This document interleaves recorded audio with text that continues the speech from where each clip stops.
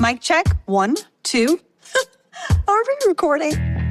Hi, I'm Michelle Bernstein, an award-winning chef, restaurateur, and mom. I have a lot on my plate, including my psoriatic arthritis symptoms. That's why I was prescribed Cosentyx. It helps me move better. Cosentyx secukinumab is prescribed for people 2 years of age and older with active psoriatic arthritis. Don't use if you're allergic to Cosentyx. Before starting, get checked for tuberculosis. An increased risk of infections and lowered ability to fight them may occur, like tuberculosis or other serious bacterial, fungal, or viral infections. Some were fatal. Tell your doctor if you have an infection or symptoms like fevers, sweats, chills, muscle aches, or cough, had a vaccine or plan to, or if inflammatory bowel disease symptoms develop or worsen. Serious allergic reactions and severe eczema-like skin reactions may occur. Learn more at 1-844-COSENTYX or Cosentyx.com. Ask your rheumatologist about Cosentyx.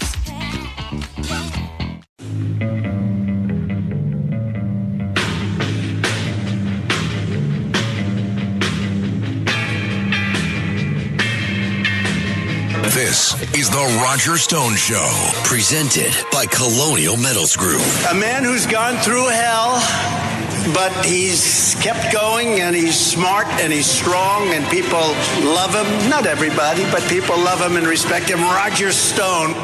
Now, here's Roger Stone. This is the Roger Stone Show on the Red Apple Audio Network. The Roger Stone Show is the place that people who love politics go because, well, we eat, sleep, and breathe politics. Sure, we talk news, history. Once in a while we talk about food because, well, I like to eat. But politics is in my blood. I guess you could say I'm a political animal.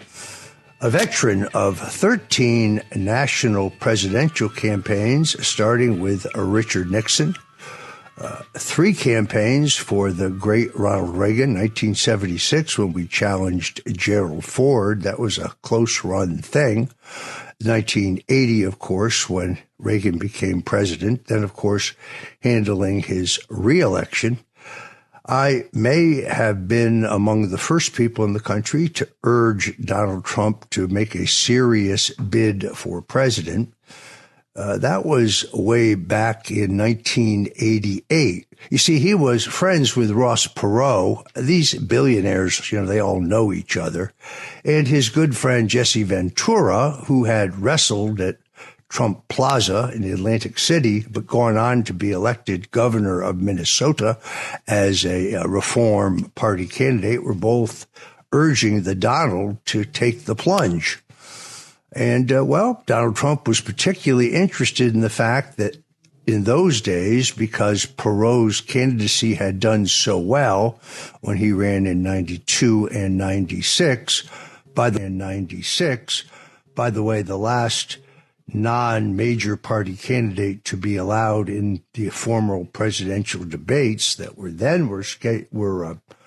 sponsored by the League of Women Voters, the nominee for the Reform Party was entitled to a $38 million check, which would come from the federal treasury under the campaign matching fund. Trump said, run for president on OPM, other people's money. So he did, back in 1988, take a look at it, but he was at that point in his life where he had not yet climbed every real estate mountain that he wanted to climb. And, the timing was not right. He also looked at it quite seriously, I would say more seriously, in 2000. Once again, you had the billionaire Ross Perot urging him to run. He made an exploratory trip to New Hampshire, and it was, of course, a huge success. Here's what I have learned in my political campaign history, 45 years in the corroded rectum of the two-party system. And that is when you have an outsider who is elected president, someone who is not the choice of the existing duopoly, the two-party establishment. Well, first they try to beat you in the primaries and for the nomination. Then when they can't do that, they try to infiltrate your administration in order to dilute or delay or even derail your reform agenda. That happened to a very limited extent in Donald Trump's first presidency, but by any measure, he was a wildly successful president in his first 4 years. Remember, they told us, if you elect Donald Trump, we're going to have a stock market crash. He's going to lead us to World War III. Well, the truth is, under the first 4 years of Donald Trump, we had unprecedented peace and prosperity. Now, having won the most sweeping mandate in the election just about a month ago, it wasn't close, although the pundits and the polls and those in the fake news media kept telling us it was close. He is in a position to bring on a golden age of peace, prosperity, security, and justice. And the way he's going about selecting the team of people around him demonstrates that he is far better prepared than he was in 2017. As I told my friend Rita Cosby in an interview just a couple other days ago, he's not just looking at who the cabinet secretaries are going to be, but he's personally involved in who the assistant secretaries will be and who the deputy secretaries will be and who is going to head those departments of government that don't require Senate confirmation. It is an intense process, but he himself is deeply involved, unlike 2017. That way he can ensure that he gets a team of people who understand that their job is to implement his agenda, not their agenda. I do have to admit that watching the fight over the confirmation of Pete Hegseth gives me pause. As you know, President Trump picked Pete Hegseth, who is a decorated combat veteran, a host on Fox News, to serve as the Secretary of Defense. But now he's receiving what I call the Kavanaugh treatment. It is a tsunami where he's being pilloried from every angle with specious and unproven allegations. Recent piece in the New Yorker by Jane Mayer is a masterpiece of innuendo and smear, but a little light on the facts, and many of them are way out of context. You see, Hegseth is an outsider to the Washington, D.C. swamp, and his nomination, well, it shocked the establishment. So they're calling him a sex pervert, a drunk, an abuser, and virtually every other slur imaginable for a guy who's lived a life free of scandal and intrigue up until this point. These kind of smear campaigns, unfortunately, in our current system are inevitable, and they will happen to anyone, no matter how squeaky clean their reputation may be, if they challenge the status quo. The whole reason for this circus is the fact that those who are in power are deathly afraid, in many cases, that their crimes will be exposed. We saw this with Brett Kavanaugh and his dubious accuser, Christy Blasey Ford, came forward making outrageous charges against him, that he had participated in gang rape. Among the worst. Now, after it was all over, she admitted that actually nothing she said under oath was true, but that really didn't seem to matter. We're seeing the same thing happen now, where I think there are a handful of Republican senators who do not recognize that the president has won a sweeping mandate. You see, traditionally, senators could only vote against a president's nomination for some specific reason, meaning if the nominee had done something illegal or if the nominee had some disqualifying factor. But you're not supposed to vote against them just because you disagree with their political philosophy. The fake news media machine is running at high gear to try to smear Pete Hegseth, but the president says that he's sticking with him, and Donald Trump can be an extraordinarily stubborn man. I find that, by the way, to be a tremendous asset. Here is an audio of Pete Hegseth talking about that very thing. Process to go through and meet with senators and talk to them, especially members of the Senate Armed Services Committee, whose passion is the Defense Department, and our warfighters, to hear what they want to do to make sure that department is properly oriented for the threats of the world and make sure that we're putting the warfighters first. That's what Donald Trump asked me to do. Your job is to bring a warfighting ethos back to the Pentagon. Your job is to make sure that it's lethality, lethality, lethality. Everything else is gone. Everything else that distracts from that shouldn't be happening. That's the message I'm hearing from senators in that advise and consent process. It's been a wonderful process. Already, the fake news media machine is pushing a narrative that Florida Governor Ron DeSantis is standing in the wings waiting to replace Pete Hegseth, whose candidacy is far from over. When we come back, we're going to talk about that and more regarding the efforts to slow down Donald Trump in his determined effort to make America great again. In the meantime, you're listening to Roger Stone on the Red Apple Audio Network. So whatever you do, don't touch that dial. This is the Roger Stone Show.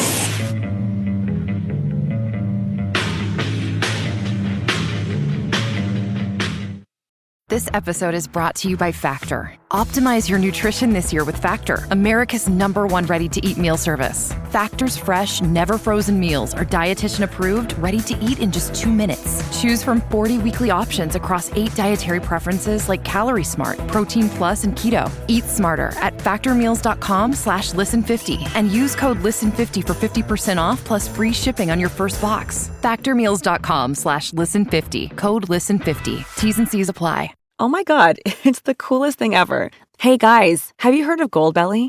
Well, check this out. It's this amazing site where they ship the most iconic, famous foods from restaurants across the country, anywhere nationwide. I've never found a more perfect gift than food. They ship Chicago deep dish pizza, New York bagels, Maine lobster rolls, and even Ina Garten's famous cakes. Seriously. So if you're looking for a gift for the food lover in your life, head to goldbelly.com and get 20% off your first order with promo code GIFT.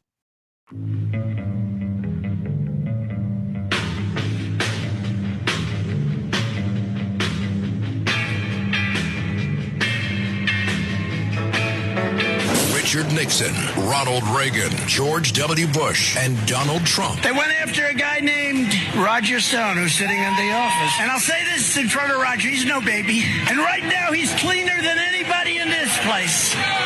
No, they treated him very unfairly. All of these presidents relied on one man to secure their seat in the Oval Office. That man is Roger Stone. Roger Stone. This is the Roger Stone Show, presented by Colonial Metals Group. Now, here's Roger Stone. You know, it's amazing. Immediately after the 2020 election and after January 6th, I wrote a letter to President Trump in which I suggested that I believe that Democrats would later claim that anyone who questioned the outcome of the 2020 election would be charged with a crime. It seemed improbable then because, of course, every American has a First Amendment free speech right to question the outcome of an election. But I foresaw that this would be criminalized, and indeed people working for Donald Trump in Georgia, in Arizona, in Washington, D.C., were subsequently charged with crimes where no crimes exist.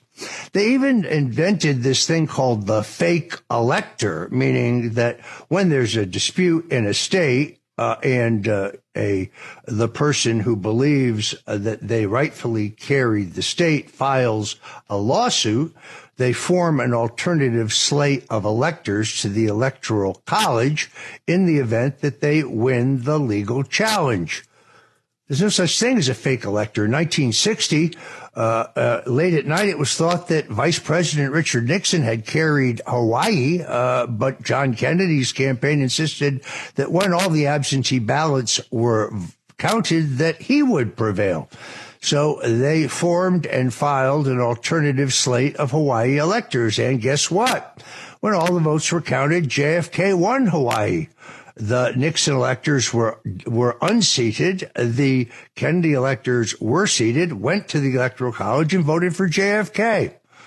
Nobody accused John Kennedy of breaking the law because the fake elector is an invention of the talking heads over at MSNBC. But now, suddenly, this idea of a blanket pardon has popped up again, but this time it's Joe Biden who is openly musing about pardoning the members of the January 6th committee specifically. That would be Liz Cheney, the odious Adam Schiff, Congresswoman Zoe Lufgren, and, of course, Jamie Raskin. Also talking about pardons for Dr. Fauci, and a pardon for General Mark Milley, who, you remember him, he's the guy who called his counterpart in the Chinese military and told him, don't worry, if there's ever an order to attack China by our country, by the commander-in-chief, I'll call to give you the heads up. Lawyers I know think that's treasonous. I wouldn't be shocked to see them extend pardons to those who were deeply involved in the Russian collusion hoax, because the Russian collusion hoax was the greatest single dirty trick in American politics. So don't be shocked if there are preemptive pardons for CIA Director John Brennan or FBI Director James Comey or National Security Advisor Susan Rice, maybe even one for Joe Biden himself. Biden, in the way that he pardoned his son, has caused a problem for himself. That is quite specifically that there is no presidential immunity for acts that he undertook as vice president. That means that if he took a bribe from China or Russia or Romania, as the House Committee on Oversight under Congressman James Comey seems to have established, he would not be immune to prosecution. So don't be shocked if there are more pardons coming out from this administration, including, I would predict, will be a pardon for the presidential brother, Jim Biden, other members of the Biden crime family. So you see, when I urged a blanket pardon for things that would not be crime, questioning the outcome of the election, people said, oh, you see, Stone wants a pardon because of his involvement in January 6th. Wrong. Any claim that I knew about, participated in, or condoned any illegal activity surrounding January 6th is categorically false, and there's not an iota of evidence to the contrary. In this case, I can tell you firsthand that Liz Cheney suborned perjury in the January 6th committee. She went around the back of the attorney of witness Cassidy Hutchison, who accused General Flynn and I in her testimony of talking to White House Chief of Staff Mark Meadows and the president on the 5th about what would happen on the 6th, a conversation that never took place.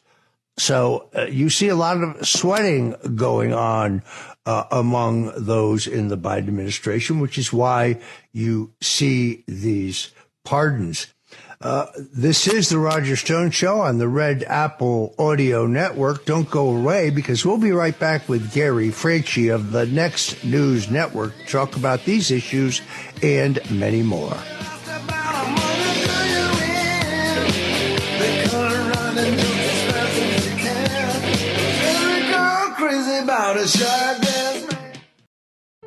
Home means something different to everyone. But with Rocket Mortgage, home can mean even more.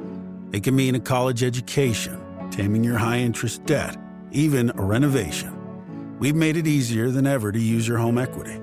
That home you worked so hard for, now it can work hard for you. Call 800-4ROCKET or visit rocket.com to find out more. Rocket Mortgage, LLC, licensed in all 50 states, and MLSConsumerAccess.org, number 3030.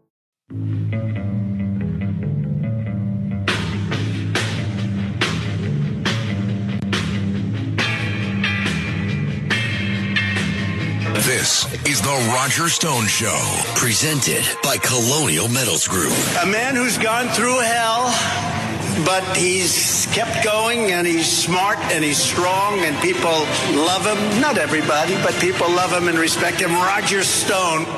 Now, here's Roger Stone.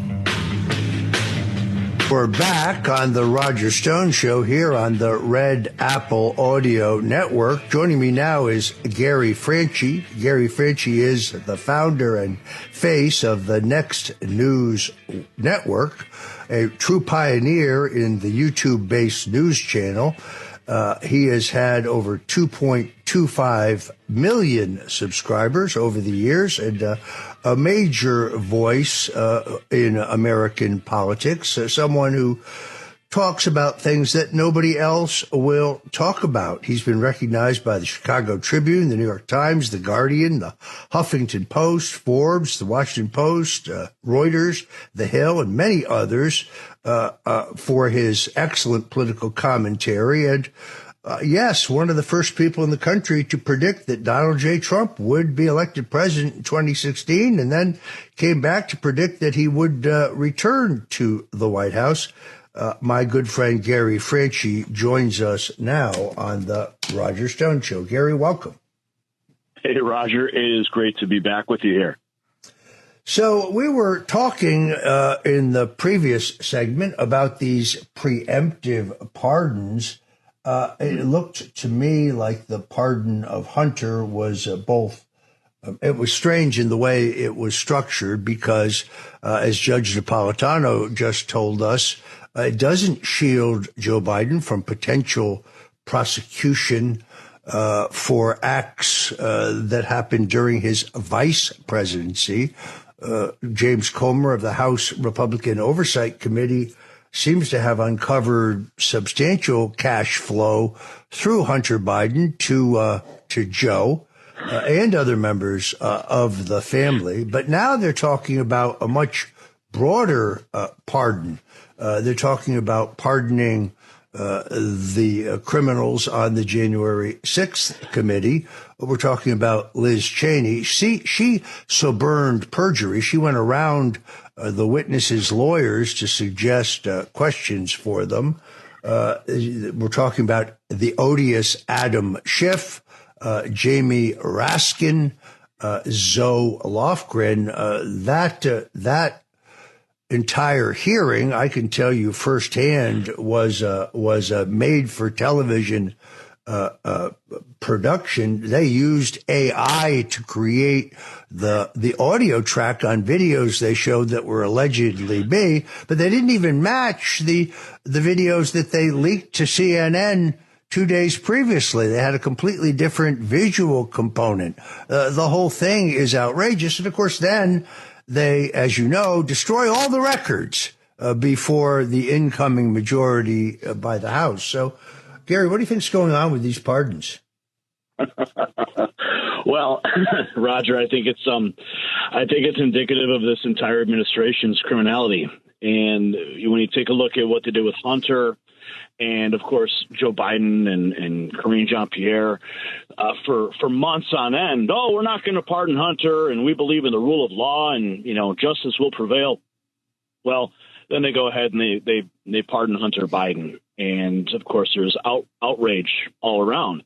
Now, I think that was more or less a test balloon for what we have been hearing has been happening in the back rooms of the White House. So when you have people like Dr. Anthony Fauci, okay, Roger, I've been covering news and investigating news for decades, and it takes very little to shock me. And when I saw those headlines come across the wires, that was probably one of the most shocking moments that I'd ever seen. I mean, of course, there's so much to be shocked about, but when you talk about pardoning Dr. Anthony, I mean, okay, well, that's an admission. Anytime they're going to throw these pardons around, it's an admission that this person has committed some type of a crime. Now, of course, in your case, your position, you were commuted and they did you wrong too. But with the pardons of Dr. Anthony Fauci, just on the surface, just on the very surface, aside from, the crimes against humanity, he has openly lied to Congress. I mean, we've seen the testimonies he gave to Senator Rand Paul. Rand Paul giving him multiple opportunities to retract his statements, and he refused to retract them with respect to the funding of the gain of function in Wuhan and how they moved the virus testing out of Fort Detrick and moved it into Wuhan, in defiance of Barack Obama's. Obama was the one who said, stop this, don't do these testing anymore. It was under his administration back in 2014. They said, don't do this anymore. It's too dangerous. But they went ahead and they went around him and they sent it off to Wuhan. And then what happens next? We had these massive pandemics and of course that leads to so many other things. When they go ahead and talk about having these pardons, it's an admission that these people are guilty of a crime, and they're terrified. They know that Donald Trump's returning to the White House, and they know the hammer's about to drop. So it's it feels like a crazy mafia movie where the head of the party is getting ready to protect all of his underbosses from being prosecuted. And that's exactly what we have here. And if they go ahead and do it, you know what? Fine. It's only going to prove everything that we've been saying about the criminality of this administration all along. So I challenge them. Go for it. Do it. You know what? Go pardon everybody, because we will have a list and we will continue to drive that list home. And the American people will see just how criminally, the criminal behavior that was executed by this administration. It's disgusting, but with everything that we've seen from this administration, it doesn't surprise me anymore that they would go this far. Dr. Fauci and go ahead. Gary, it's very interesting. There was a piece in Politico last week that was really about this entrepreneur, Anthony Constantino, who has announced that he is running for the seat that will be vacated by Elise Stefanik, the congresswoman from upstate New York, who I think is among President Trump's very best appointees. I mean, she is a bulldog when it comes to judicial integrity and the rule of law. She's been very, very aggressive in trying to track the malfeasance and misconduct by the FBI. If you watch any of these sessions in which she questions Comey and watches him try to dance around giving an honest answer, it's extraordinary. But the story, which was about him, said that I'm supporting him for Congress. I'm just at this point doing so because he's a great guy and I have no professional capacity. I'm just supporting him because I like him. But it went on to say that I had been convicted of these various crimes, and it said, but Trump commuted Stone's sentence. Missing is the fact that I've received a full and unconditional presidential pardon. It's just not in the story. Also missing is the fact is that we learned through a lawsuit that the judge in my case withheld exculpatory evidence that absolutely proved my innocence. She refused to hand it over to my defense attorneys. That specifically was the unredacted report of Robert Mueller, in which he admitted that he actually hadn't found any evidence of Russian collusion, WikiLeaks collaboration, or any other crime on my part. She wouldn't let my lawyers have that during the trial. It only came out after BuzzFeed sued the U.S. Justice Department, and then the DOJ released the information, Gary, you'll love this, at midnight on the night of the 2020 election. Who puts out a press release on the busiest media day of the year? So I think you're absolutely right here. They fear not retribution, because it isn't retribution. It's a recalibration of the scales of justice. It is the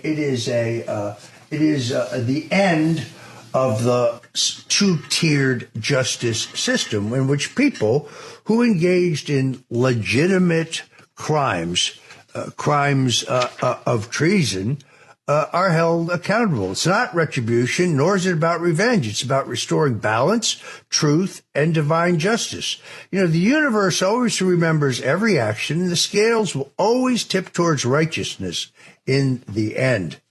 I see now that Dr. Peter Hegseth, this is a guy who was a major cheerleader for the masks and the lockdowns and the COVID-19 vaccination. Suddenly he says that the day after Donald Trump will be inaugurated, January 21st, that multiple new viruses will be attacking the American public. Why would he say a thing like that? That's another one that just, hit me in the face. Okay, we're heading into the next administration, and they have only so many days to hamstring this president, Donald Trump, as he returns. There's so many things that are going on. Of course, Biden is trying to make it so that Trump can't fire all of these bureaucrats. They're ramping up spending to hamstring the Doge committee as they go to do, line item deletion of all of the fat that is just strangling our government and taxpayers. And then on top of that, you got this lunatic going on MSNBC, and he's literally announcing that we're going to have all these new pandemics.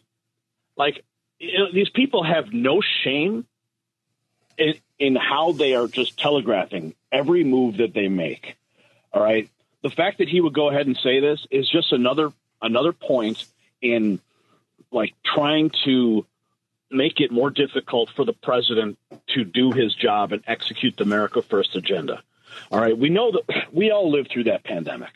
It was horrible. At the beginning, we were terrified. And then all of a sudden, we realized that it was just a sham. The whole thing was a sham. The lockdowns were a sham. The mandates were a sham. 6 feet apart was a sham. And eventually it was just designed so that they could have another excuse for mail-in voting and steal the election, one thing after another. So the fact that this guy's coming out and telegraphing this is very concerning. I mean, okay, let's take it back for a minute. Now, if you remember the video that we played it ad nauseum on our channel before, we had to delete a bunch of that content due to YouTube guidelines. But even Fauci announced that there was going to be a pandemic during the Trump administration. He announced it beforehand. So it wouldn't surprise me if they try to do something else to make it more difficult for President Trump to execute his agenda. And the fact that this guy's going out and saying it publicly is very concerning. And it's just something we all need to keep on our radar. We lived through the last pandemic. We've learned from it. And we're just not going to let these people, scare us into submission again. We're smarter. We're wiser. And, I appreciate him coming out and saying that, because now it's on our radar and now we can look for it. So. If you're just tuning in, people, we are talking to Gary Franchi, the founder and chief commentator at the Next News Network, and we'll be right back. Now, it's time for Protecting Your Future, sponsored by Colonial Metals Group. Here's Roger Stone.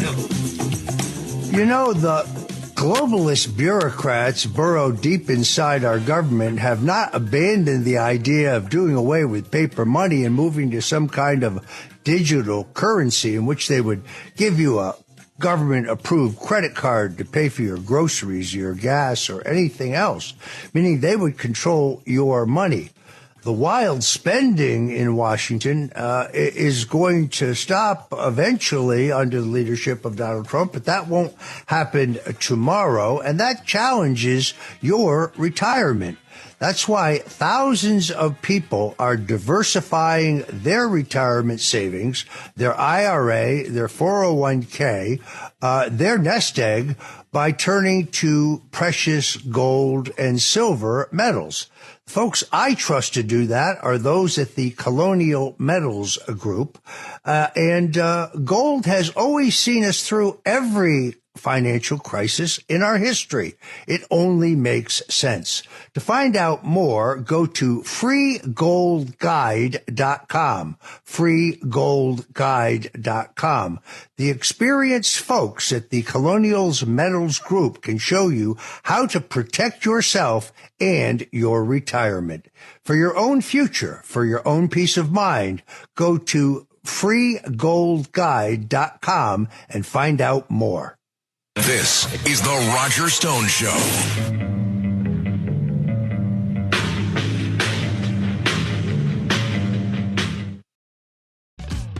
You want the best for your vision, and that starts with where you go. Essilor experts are independent eye care professionals who will listen carefully to your vision preferences and recommend Essilor lenses with the latest technologies to correct and protect your eyes. Find your local Essilor expert at Essilor.com.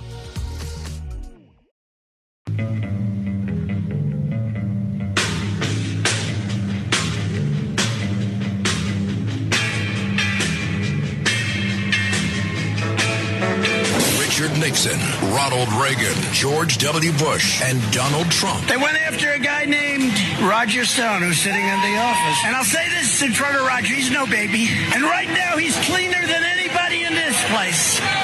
No, they treated him very unfairly. All of these presidents relied on one man to secure their seat in the Oval Office. That man is Roger Stone. Roger Stone. This is the Roger Stone Show, presented by Colonial Metals Group. Now, here's Roger Stone. Wayne, we're back. We're talking to Gary Franchi, the founder and chief commentator on the Next News Network. Gary, I think probably every American in the country has now seen this, the shocking broad daylight assassination of the head of the United Healthcare company on the streets of New York. I've watched that video over and over and over again. I have a friend who said, wow, they denied several of my claims for a herniated disc, but I think this is a little excessive. What do you think is behind this? I mean, a murder in broad daylight with the video cameras running. I have a hard time understanding why this happened. Thoughts? You know, I was pretty shocked when I saw that too, and it was, you know, I hate insurance companies.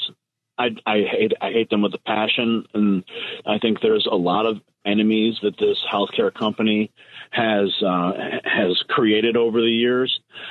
So it wouldn't surprise me if it's a disgruntled customer. I mean, considering what was inscribed on those bullets, it sounds like it was that, but it could also be designed to look like it was a disgruntled customer. I mean, apparently there were some investigations that were going on with the Department of Justice, insider trading, all these different things were happening. Maybe he was going to talk. Maybe he was going to spill the beans on some of his fellow employees in the executive part of the company. I think there's Also, what's interesting is the timing of this entire hit. Okay, it was a company meeting about to take place. The assassin laid in wait for him. They knew his schedule. They knew where he was going to be.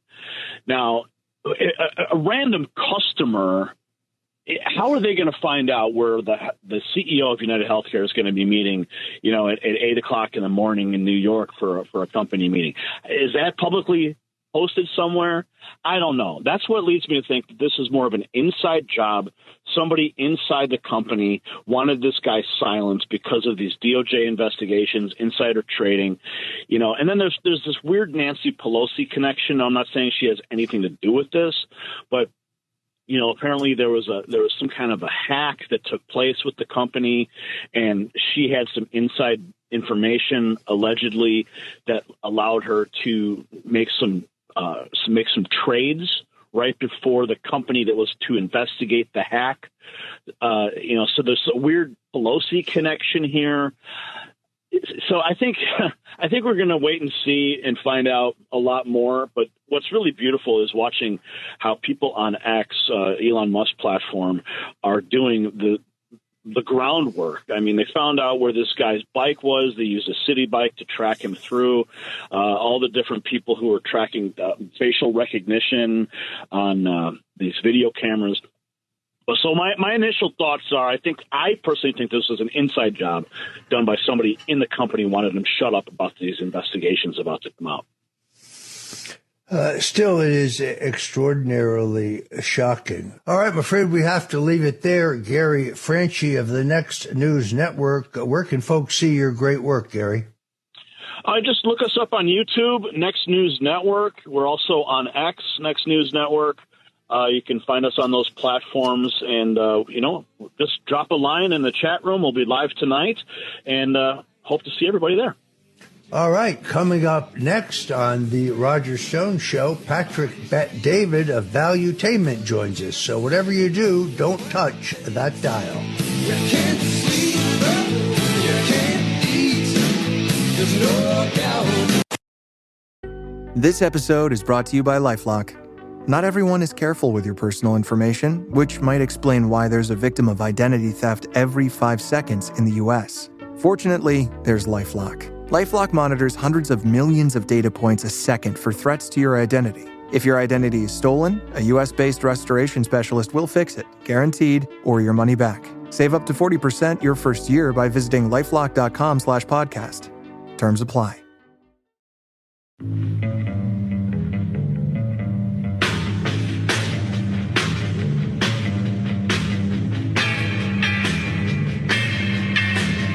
This is the Roger Stone Show, presented by Colonial Metals Group.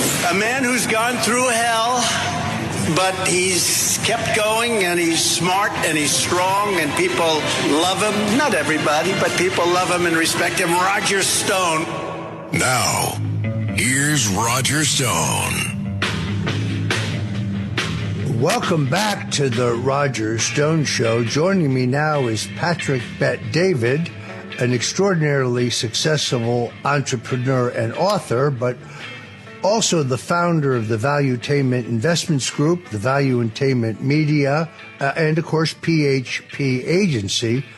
The Valuetainment channel boasts over 3 million subscribers on YouTube and offers education and entertainment aimed at a global audience of entrepreneurs, startup founders, and just plain Americans.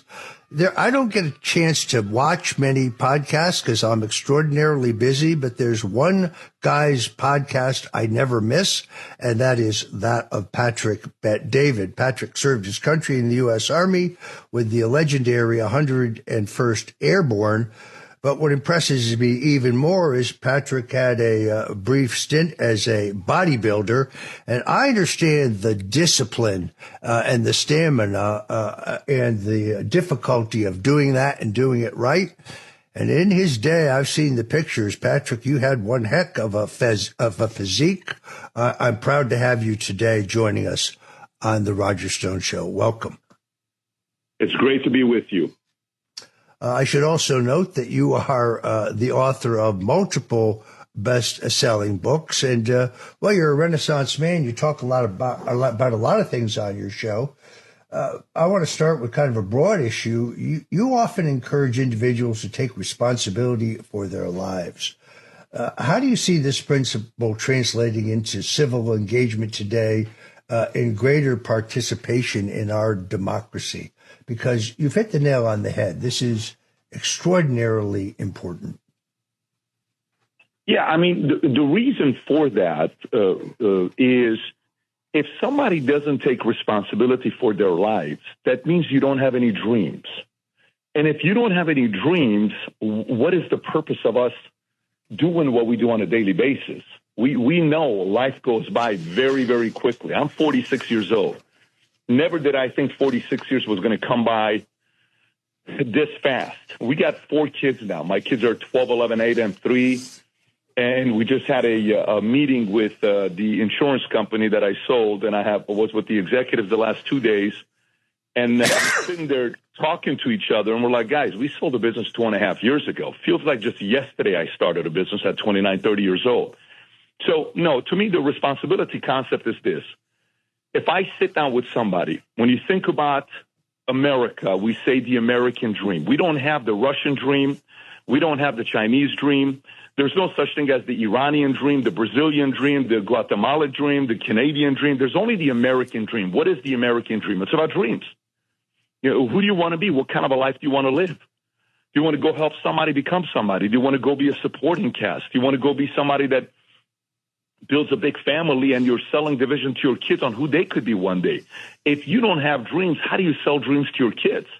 And let's just say you do have dreams. What is the only way our dreams can become a reality?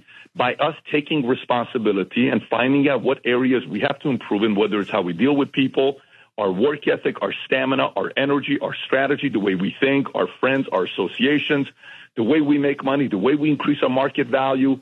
All of that stuff is a reflection of dreams. So if we get more people dreaming again, then automatically we can get people to take responsibility. And I'm not talking about a dream one day where the government's going to take care of you. I'm not talking about a dream one day where Social Security is going to take care of you. I'm not talking about a dream one day that,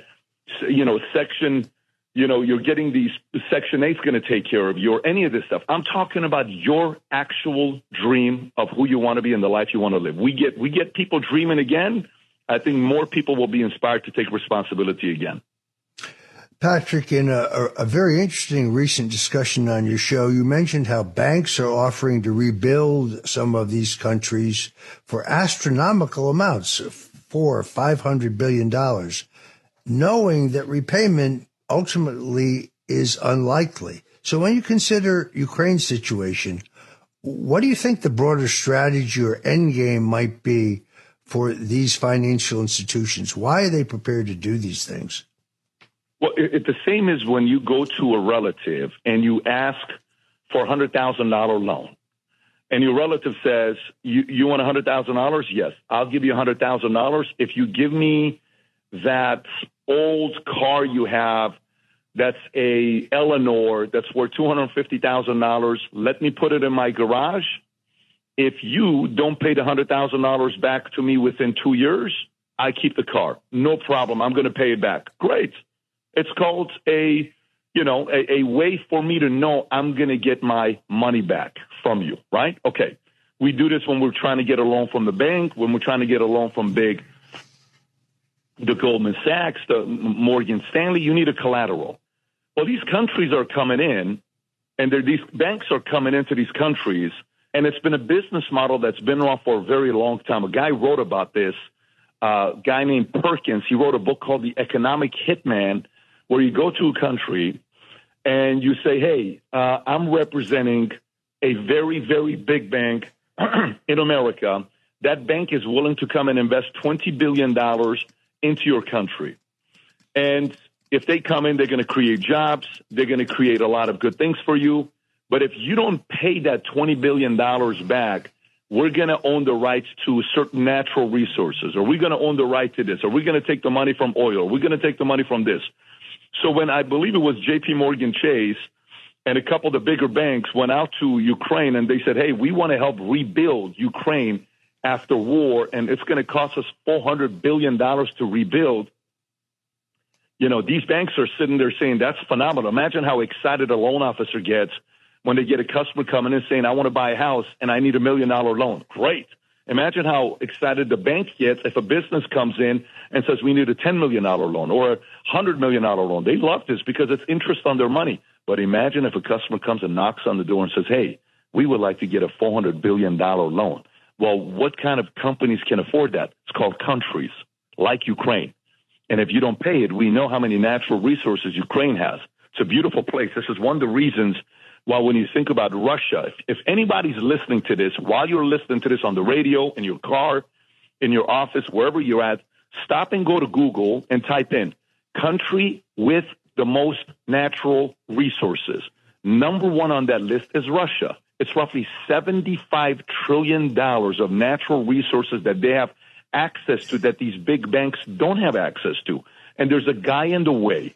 They have to find a way to eliminate that guy so they can get in and start doing things, except it's tougher to negotiate with Putin than it is to negotiate with a Zelensky. But he's a power player. We know what his background is. We know what the KGB, the experience, everything that he has. But regardless, these banks are interested into these bigger customers that are countries that give them bigger profits. Patrick, you recently speculated about the possibility of AOC, Alexandria Ocasio-Cortez, running for president in 2028. When we come back, I want to explore that and the broader question of where you think the Democrat Party might go after the drubbing they took in the most recent election. So, folks, we're talking to Patrick Bet-David of Valuetainment. We'll be back with him very shortly. So, folks, whatever you do, please don't touch that dial because we'll be right back. This is the Roger Stone Show.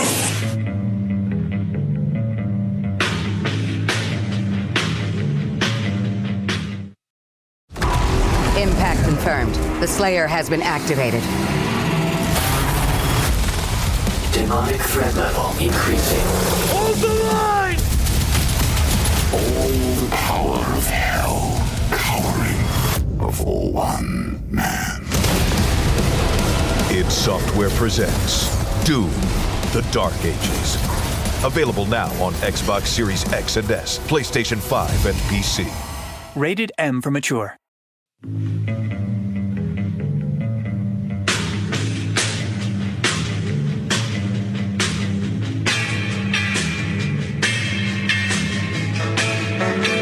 Richard Nixon, Ronald Reagan, George W. Bush, and Donald Trump. They went after a guy named Roger Stone, who's sitting in the office. And I'll say this in front of Roger, he's no baby. And right now, he's cleaner than anybody in this place.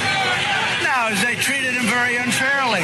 All of these presidents relied on one man to secure their seat in the Oval Office.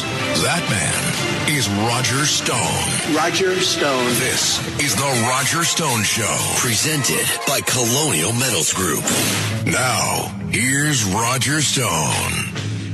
Welcome back. We're talking to Patrick Bet-David of Valuetainment. And before the break, I asked him about speculation I saw discussed on his show that AOC, Congresswoman Alexandria Ocasio-Cortez, could be a presidential candidate in 2028. Now, President Donald Trump's election most recently was more than just a testimony to his personal resilience and his stamina and his courage. But there is, I think, a broader realignment going on in this country in which common sense Democrats and independents, people like RFK Jr. and Tulsi Gabbard and Rod Blagojevich, are gravitating to the Republican Party, which today no longer the party of Wall Street, no longer the party of big business, no longer the party of the country club, but now the party of common sense and middle class people. And the Democrat Party seems to be becoming the party of war, the party of censorship, the party of authoritarianism. Patrick, what's your thinking about AOC's prospects? Could this be real? And where do the Democrats go from here? Well, let's, when we're thinking about AOC, let's first process the fact that Barack Obama just faced the biggest loss in the history of his career. Never has he had a bigger, more publicly humiliating loss than the one he just had. If you just watch his face on any interview or talks that he's given, he sounds concerned, he sounds worried, he sounds embarrassed, and he sounds like the 19-year-old model that once everybody was turned on and everybody was looking at him, and now he's sitting there saying, how come I'm no longer attractive to you guys? Why are you guys no longer flirting with me? Why are you guys no longer telling me that I'm the black Jesus and I'm the greatest thing since sliced bread? How come you guys are no longer just taking no matter what I said and believe in me? Why are you guys pushing back a little bit? Why are you guys disagreeing with me? What happened to the good old days that we just told you what to do and you did it? Why don't you guys just get in line? What happened? Don't you remember? I'm your hero. I'm your hero. Well, guess what? That hero of theirs who helped Biden win in 2020 failed miserably in 2024 because all the policies that Biden passed on to the American people, we all know, were processed and negotiated and advised by Barack Obama.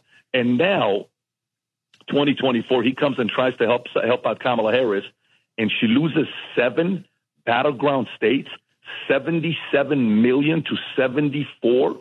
That is embarrassing on what just took place with Obama. This is not a Kamala Harris loss.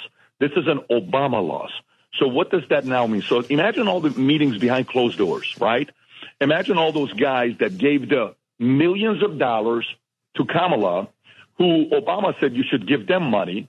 Imagine all those celebrities that George Clooney is now apparently coming out upset with the fact that Barack Obama used him to throw Biden under the bus and kind of wrote an op-ed, which was really apparently written by Barack Obama. And George Clooney sitting there saying, you just ruined my credibility. And all these millionaires and billionaires that gave their money to Kamala Harris.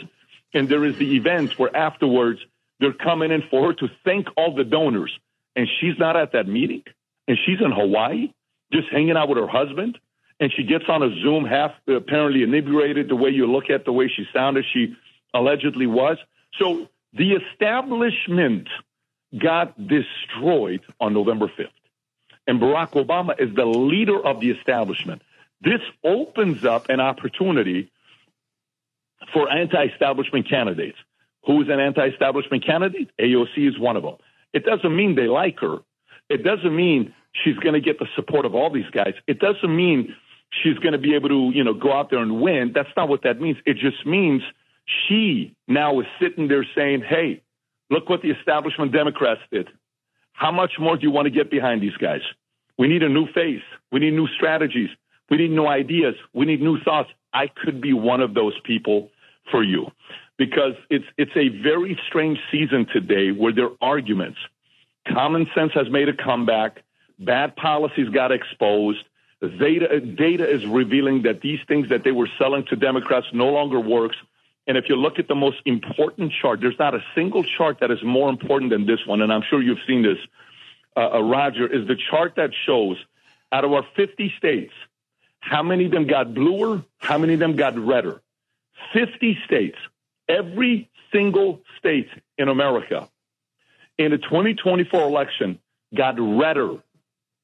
Every state, and the states that got redder more than other states were New York and California. And what's so interesting about them getting redder, they got redder after losing $1 trillion of assets under management of people that left California for Texas, of people that left California for Nevada, of people that left New York for Tennessee, and of people that left New York for Florida, even after the mass exodus of conservatives, business owners, capitalists. Even after that, New York and California got redder. Bad policies got exposed in 2024, which has opened it up for people like AOC. I have what I think is a limited amount of political capital. Donald Trump has been a friend of mine, and I've worked for him off and on for 45 years. But among those that I was most aggressive about urging him to appoint was Kash Patel at the FBI, who is an extraordinarily well-qualified individual. As you know, former federal prosecutor who prosecuted over 50 intelligence cases, won every one of them, chief of staff for the Department of Defense. That is a huge management job. Senior counsel to the House Intelligence Committee, who investigated the Russian collusion hoax. One final question. I don't know if you saw it this morning. President Donald Trump announced his intention to appoint Vincent O'Shannah as the Secretary of Comedy. I wondered what you thought his chances of Senate confirmation were. I think he will be the most entertaining one we've ever seen in the history of press secretaries. We will be glued to him because he'll entertain us. He'll show us his emotions, his fire, his fight.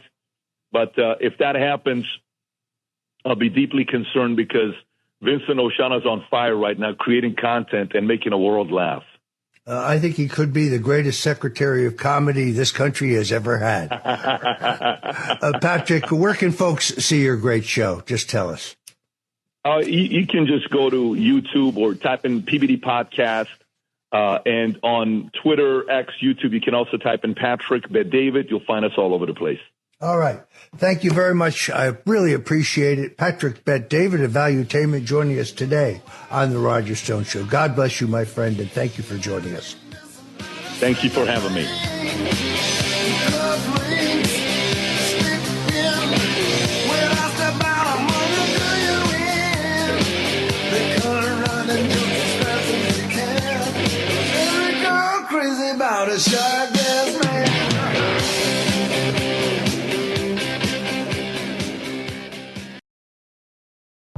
This episode is brought to you by Progressive Insurance. Do you ever find yourself playing the budgeting game? Well, with the Name Your Price tool from Progressive, you can find options that fit your budget and potentially lower your bills. Try it at Progressive.com. Progressive Casualty Insurance Company and Affiliates. Price and coverage match limited by state law. Not available in all states.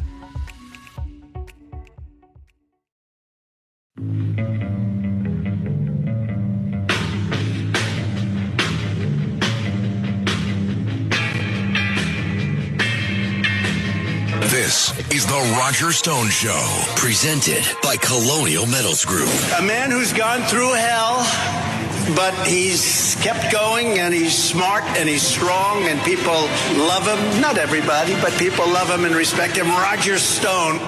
Now, here's Roger Stone.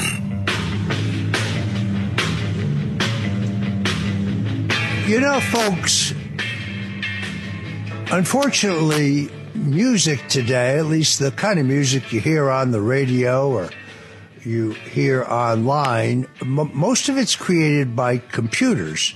And there isn't much live, unadulterated, unfiltered entertainment out there today.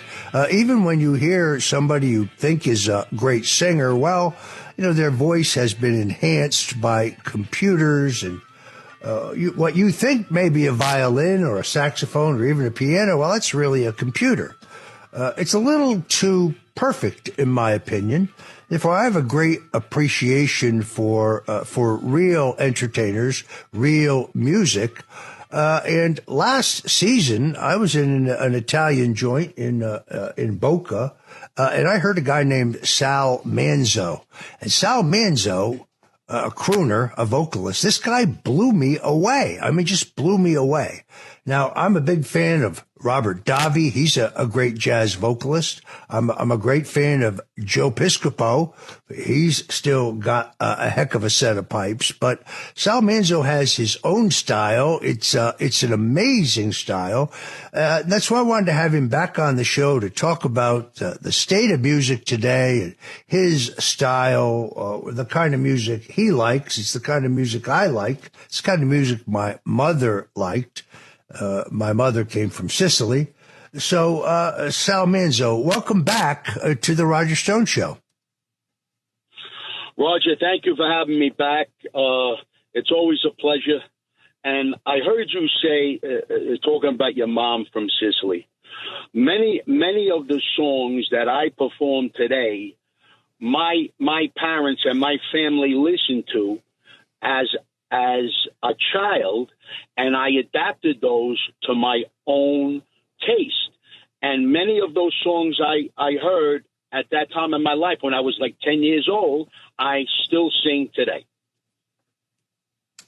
Yeah, it's the classics that I think people enjoy. I hear a song for the first time, that's great, but I hear somebody sing "Fly Me to the Moon," and it just transports me to an earlier time in my life, to an earlier memory in my life. It would be easy for me to ask you about who you think the greatest vocalist of all time is, because we both know what you would say. You have the same answer as I would. The chairman of the board. Old Blue Eyes himself, Frank Sinatra.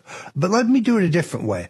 Who do you think has been the most underrated, maybe the most underappreciated vocalist out there in the last 50 years? There's actually, I would say there's quite a few. The first person that pops into mind, God rest his soul, is Bobby Darin. He was so extremely talented, but unfortunately for him, he died way too young. He had developed a rheumatic fever as a child, and it damaged his heart. And they said he wouldn't live to the age of 15. And look at all the magic he did up until I believe he was 37 years old. And if anybody would have been the next Sinatra, if there is such a thing, it would have been Bobby Darin. A very, very interesting choice. I know you're working. Tell us where you're working right now. I'm down for the season back in Florida. You could see me performing at Matteo's Italian restaurant in Boca Raton. Also Casa Calabria Italian restaurant in Fort Lauderdale. And I have something special coming up in February, Roger. I know you'll be there. I am performing Sunday, February 2nd, 2025, at the studio in Meisner Park. The show is called Sinatra and Friends. I'm doing it with my friend Dave Damiani and his No Vacancy Orchestra. We're going to do a take on Sinatra. We're going to give you some of the standard Sinatra songs that everybody knows. Then we're going to do a take on some of his songs that if he were alive today, he might do it a little differently. And we're going to do those songs for you as well. So if you're a Sinatra buff and fan, I suggest you come down. It's at the studio in Meisner Park. Just go to Ticketmaster, look up Sinatra and Friends. Sal Manzo is an act, folks, you do not want to miss. One of the most gifted entertainers I've ever heard. So, Sal, let me ask you an obvious question and a cue. And this is a hard choice. What's your favorite Sinatra song? And give us a few bars of it. Well, I always tell people when they ask me that, it depends what kind of mood I'm in, which dictates the song that I like to sing at that particular moment. But I'm going to do one that I've fell in love with over the last 20 years. It's on his trilogy album. It was written by Peter Allen. It's called You and Me. And it's about, relationships and when they go wrong and you don't want them to go wrong, but they go wrong anyway. It's one of those type of songs. You and me, we wanted it all. We wanted it all. Passion without pain. Sunshine without rainy days. We wanted it always. Obviously, there's a little more, but I don't want to go through the whole thing. Yeah, I understand. I just wanted to give our listeners a little snippet. A lot of people disagree about Sinatra had such a great career, and I liked actually some of his late stuff. His recording of "Send in the Clowns," for example. I heard it in a restaurant the other day, and I forgot how great that old "Blue Eyes Is Back," I think, is the album. Just really extraordinary. I don't know. I guess I would have to say it's very hard. I think "Fly Me to the Moon." So I like something a little more upbeat. I love a ballad, but I like something that rocks a little more. When you're out to the moon, let me play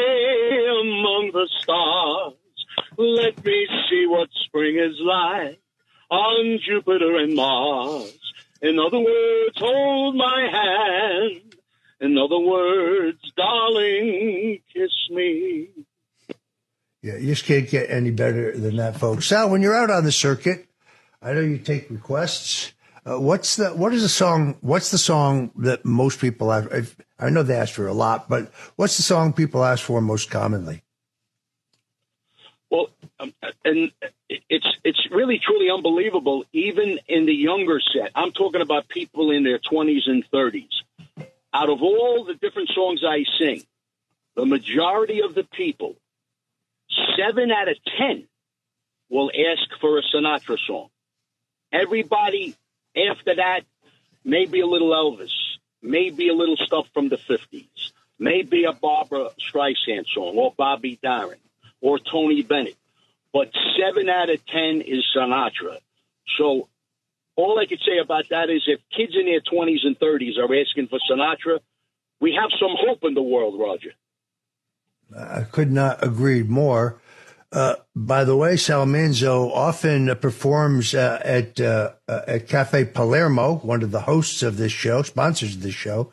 They're at 148 Mulberry Street in New York City. They got a chicken parmesan that jumps out of the plate and bites you in the tail. I'm telling you, it's that good.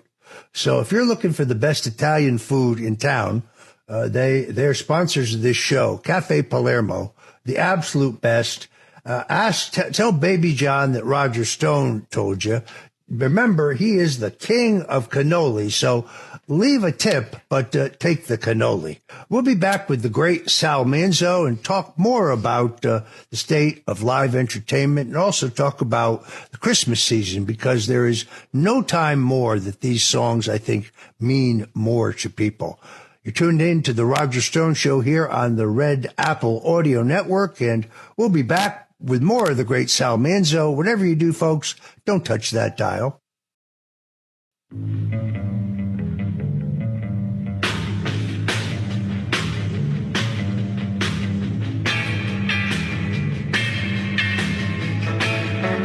Richard Nixon, Ronald Reagan, George W. Bush, and Donald Trump. They went after a guy named Roger Stone, who's sitting in the office. And I'll say this in front of Roger, he's no baby. And right now, he's cleaner than anybody in this place. No, they treated him very unfairly. All of these presidents relied on one man to secure their seat in the Oval Office. That man is Roger Stone. Roger Stone. This is the Roger Stone Show, presented by Colonial Metals Group. Now, here's Roger Stone. Welcome back, folks. We're talking to Sal Manzo. Sal Manzo is an entertainer. He hails from Long Island, New York, and he's been an entertainer since his boyhood. He's played stages all across the country, from Atlantic City to Las Vegas to the prestigious Feinsteins at the Regency Hotel there, right in New York City. He's a funny guy. He incorporates a little comedy with his incredibly strong vocal presence. He really is a one-of-the-kind performer. They just don't make him like Sal Manzo anymore. By the way, he's also an actor. He appeared in movies such as Appointment with Death, which was featured in the Long Island International Film Expo. You can find him at festivals, nightclubs, corporate events, private events. His recordings are outstanding. This guy can bring a tear to your eye or a smile to your face. I can't even begin to tell you how much you want to catch up with him when you see that he's advertised at any venue. Go out of your way to catch his act. The guy is incredible. As I said before the break, and, you know, I'm very eccentric and old-timey, I'm a giant fan of Al Jolson. Now, Jolson had his first hit in 1915 on Broadway. And he had an incredible career that spanned first live stage on Broadway, the first guy to take a Broadway show on the road, the first guy to make a talking movie. It's called The Jazz Singer. It's almost unwatchable. There's no real dialogue, but there is one section in which he sings. Then has an extraordinarily successful radio career. And then, of course, as the event of the crooner becomes more popular, and as audio equipment becomes more sensitive. His kind of over-the-top, loud, almost Ethel Merman-like style starts to be dated and kind of corny. Then in 1950, they decide to make the movie of his life. Jolson's in his late 60s by then, can't possibly play himself. But they do ask him to go back into the recording studio and record all of his standards, and he had many. Rockabye Your Baby with a Dixie melody. You're familiar with Are You Lonesome Tonight? Covered by Elvis, but originally a song by the great Al Jolson. Anyway, he gets into an argument with the technician who says, Mr. Jolson, you don't need to shout. You don't need to clap your hands and dance. These are the most sensitive microphones in the world, the most sophisticated. Let the microphone come to you. Jolson then has a fit, throws a wad of $100 bills down in a rubber band and said, kid, I was a star on Broadway before you were born. Storms out of the session. Now he comes back the next morning as if nothing has happened, and he says to the 28-year-old engineer, tell me again what you were saying about having the microphone come to me. He said, Mr. Jolson, drop your voice an octave or two. It'll be warmer. And Jolson re-records his entire catalog right there in the MGM studios. And in 1950, he's the male vocalist of the year. Then he died in 1951. Before his death, he recorded a program with the great Frank Sinatra. I sent it to my friend Robert Davi. I also sent it to my friend Joe Piscopo. I'm going to send it to you, Sal, because he was an influence on all of these entertainers, someone I really enjoy. I'm going to throw out some other names here, and Sal, and get your impression. For example, Bing Crosby. Before there was Sinatra, there was Bing Crosby, and at an early age, Sinatra always wanted to be what Crosby was. So that's enough for me. And he was incredibly talented as well. And they got to work together quite a few times in their careers as well. Here's one that's kind of obvious. Dean Martin. Smooth as silk. Tremendously gifted as well, and he's up there as far as singers that I enjoy. He's way up there with me. It's Sinatra, of course, and Tony Bennett and Bobby Darin and Dean Martin. I mean, those are the guys that are closest to my heart. It's funny you mentioned Bobby Darin. I was listening to him just the other day and actually read about his biography and the way his career was cut short. If you haven't listened to Bobby Darin, it is well worth your time. As we go into the Christmas season, I think people particularly appreciate your style of music, the genre of music. It's a very special time, and you get to take out the Christmas catalog. What do people ask for there? They're usually the standards. I'll Be Home for Christmas. The Christmas song, which I believe is the greatest Christmas song of all time, by Nat King Cole. That's to me, that's the standard. But I also want to let you know that if you need me to sing anywhere in Palm Beach, especially over at Mar-a-Lago, I'll be there for you, Roger. I think the president would really enjoy your style, Sal. I think that'd be a great match. The other one, of course, I have to mention Silent Night, Bing Crosby's Silent Night, probably if there is a standard. What I would really like to hear, a triple bill. That's what I like to hear. Joe Piscopo, Sal Manzo, and my friend Robert Davi. That would be a night of entertainment. That would be incredible. I would love to do that. As a matter of fact, going back a few years ago, Joe Piscopo used to do the Columbus Day Parade in New York City. And a couple of times I sang on TV for the Columbus Day Parade, and Joe was there. So I got to meet him and talk to him. Very nice guy. extraordinary entertainer. I mean, you think of him as a comedian. You think of him as a great radio talk show host. He does a great show Sundays with Sinatra, but his own vocal capabilities. The guy he's an extraordinary entertainer. He's also a very, very good friend of mine. Folks, the Italian American Civil Rights League is having its Christmas celebration and their first annual awards ceremony. That's in New York City on December 15th. The Italian American Civil Rights League is a nonprofit that is dedicated to preserving the best of American Italian heritage and culture. It's an all-volunteer operation. You can find out more about not only the organization, about their great upcoming Christmas celebration by going to iacrl.org, iacrl.org.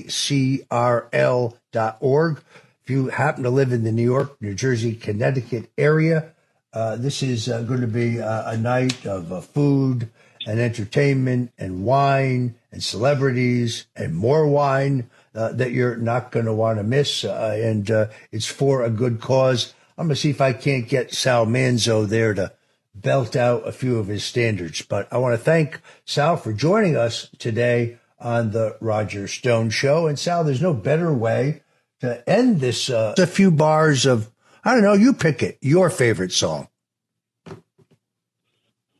Christmas time, we'll do this one.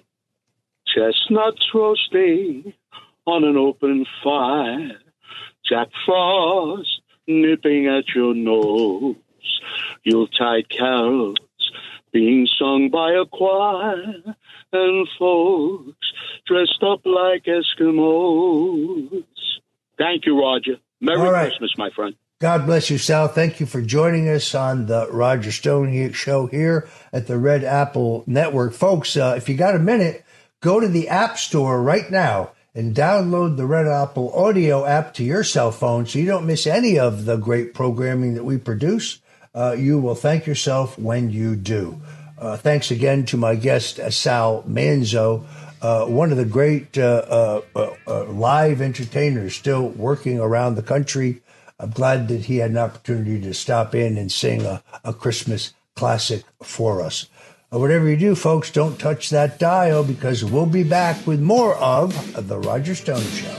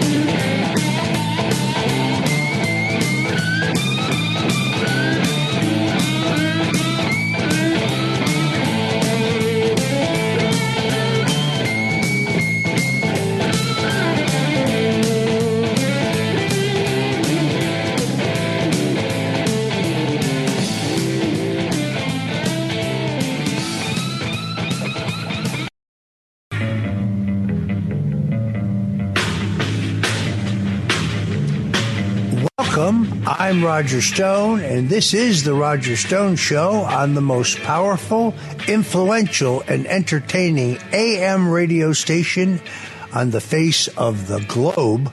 We are indeed the crown jewel of talk radio. And here at The Roger Stone Show, we talk politics, news, history, food, and, well, more. You know, I've been in politics a long time, but I haven't seen anything quite as fast as the political metamorphosis of Mayor Eric Adams from progressive Democrat to Trump-sounding Republican. It's kind of obvious. Now, to be very clear, some Republicans keep saying that, well, Mayor Adams is being persecuted because he has been a critic of Joe Biden's open borders policy. That's unfortunately not true. Eric Adams ran for mayor of New York City as a proponent of the city being a sanctuary city. Let's listen to Eric Adams himself. We believe the borders should remain open. That's the official position of this city. So there you have it in his own voice. Then, of course, he said it as well, insisting that this city is, in fact, a right to shelter city. Here he is again. As the mayor of the city of New York, I don't, weigh into immigration issues, border issues. I have to provide services for families that are here, and that's what we're going to do. And that's what our responsibility as a city. I'm proud that this is a right to shelter state, and we're going to continue to do that. Well, then you see, Mayor Eric Adams got indicted by a federal grand jury in a long-running criminal indictment. It is an indictment that some have minimized. I saw somebody on Fox say, he was on Turkish Airlines and they bumped him up from coach to first class and gave him an extra Bloody Mary. No, he took, according to this indictment, he's charged with taking $100,000 from Turkey. That's illegal. And then taking that and giving it to straw donors, who then gave it in submissions to the city's 8-to-1 campaign finance matching program. So there he has defrauded the taxpayers.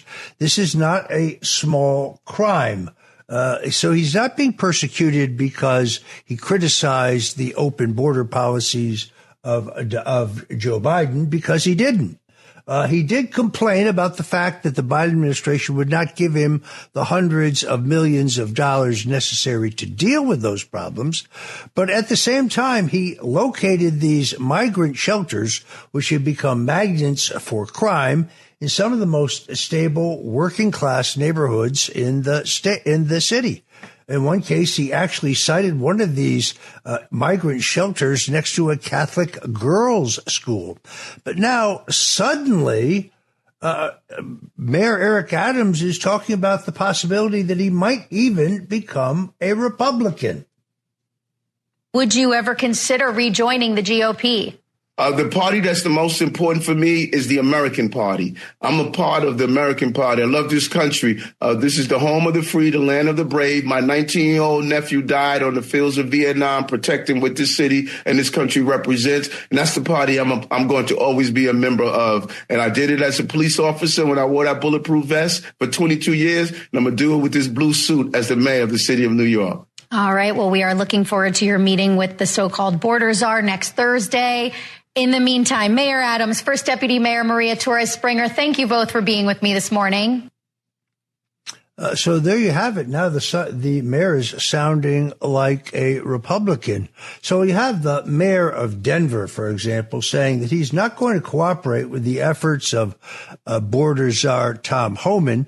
Actually said that he was prepared to go to jail before he would be willing to help deport illegals that are making crime skyrocket in his state. And of course, Tom Homan had the great response. He said, well, the mayor of Denver and I agree on one thing. He's prepared to go to jail, and I'm prepared to put him there. And of course, Homan then cited the exact federal law that the mayor would be in violation of. But suddenly, Mayor Eric Adams, he's taking a different approach. Here's the mayor talking about sitting down with Tom Homan, and a partial of this is signaling his willingness to help the new incoming administration start to deport some of the most violent illegals that are among us. Those who are hate crimes, robberies, shooting at police officers, raping innocent people, have been to our country. I want to sit down and hear the plan on how we're going to address them. Those are the I'm talking about, and I would love to sit down with the border czar and hear his thoughts on how we're going to address those who are harming our citizens. We're open to that.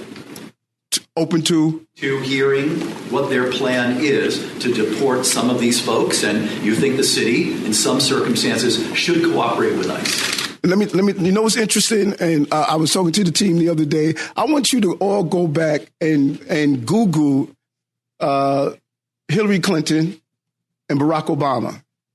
Google what they said about those who commit crimes in our city and what they said in our country. They said those who commit crimes need to get out right away. That was their position. So this is not a new position, because in the state in the era of cancel culture, no one's afraid to be honest about the truth. Well, cancel me because I'm going to protect the people of this city. And if you come into this country, in this city, and think you're going to harm innocent New Yorkers and innocent migrants and asylum seekers, this is not the mayor you want to be in the city under. Yeah, that's quite a sea change for Mayor Eric Adams. He showed up at the UFC fight recently where President Donald Trump was to shake the president's hand. This is a man who campaigned actively for Kamala Harris, and before that, Joe Biden. Looks to me like a man who is trawling for a federal pardon. And now on the question of government spending, it even seems that Eric Adams has decided that overnight he's a conservative. Here's Eric Adams talking about the DOGE, the Department of Government Efficiency, that will be headed by Elon Musk, Vivek Ramaswamy, with the assistance of former Congressman Ron Paul. You can look at that on a multi-faceted approach of everything that's wrong with the system that we're facing. One, look at the photo that they used to show the victims. It seemed like it was a young, innocent child who was brutally murdered, and it gave that impression. When you looked at the photo that was being used, it wanted to set up in the minds of people that we were dealing with a young, innocent child that, just a Michael Jackson intimidator that, was just brutally assaulted. Then you look at the complete failure of our mental health system, a complete failure from the days of closing psychiatric wards and having those who needed help just turned over into the street without giving any safety net to accept them. Parents reach out to me all the time and say, I'm watching my child go down, or my loved one, my family member going down this serious decline. What do we do? A system where you brought people into hospitals, gave them medicine for one day, and sent them back. The young man in this case was going within our system, throughout the revolving door of our system. Now, we're on the subway where we're hearing someone talking about hurting people, killing people. You have someone on that subway who was responding, doing what we should have done as a city and a state of having a mental health facility. Those passengers were afraid. I'm hoping that the jury will hear all the facts. Based on all the facts that's laid out, a jury of his peers would make the right decision.